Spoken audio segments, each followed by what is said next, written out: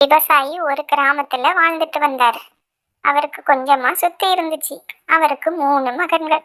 அவர்கிட்ட ஒரு மந்திர பூனை இருந்துச்சு. அந்த பூனைய பத்தி யார்கிட்டயும் ஒண்ணு சொல்லாம இருந்தாரு.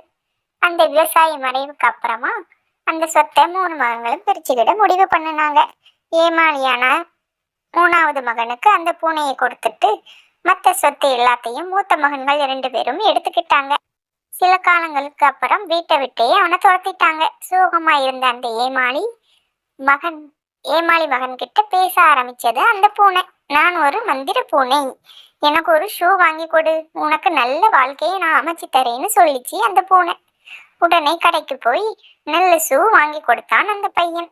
அந்த மந்திர பூனை அந்த ஷூவை போட்டுக்கிட்டு காட்டுக்குள்ள போச்சு.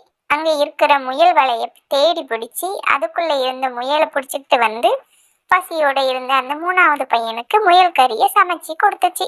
பசி தீர்ந்த அந்த பையன் ரொம்ப சந்தோஷப்பட்டான். அந்த நாட்டோட அரசனுக்கு முயல் கறினா ரொம்ப பிடிக்கும்னு தெரிஞ்சுக்கிட்டு நிறைய முயல்களை பிடிச்சிட்டு போய் அரசருக்கு கொடுத்துச்சு. அந்த அரசருக்கு அந்த பூனையே ரொம்ப பிடிச்சு போச்சு.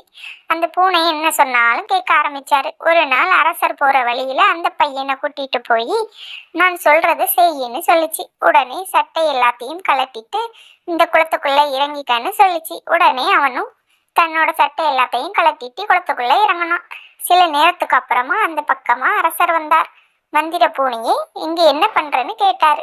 இங்க என்னோட நண்பன் ஒருத்தன் குளிச்சுக்கிட்டே இருந்தான், அவனோட ஆடைகளை ஒரு நரி தூக்கிட்டு போயிடுச்சுன்னு சொல்லிச்சு அந்த பூனை. உடனே தன்னோட ஆடை ஒண்ணு எடுத்து அவனுக்கு கொடுத்தாரு அந்த ராஜா. ராஜாவோட சட்டையை போட்டு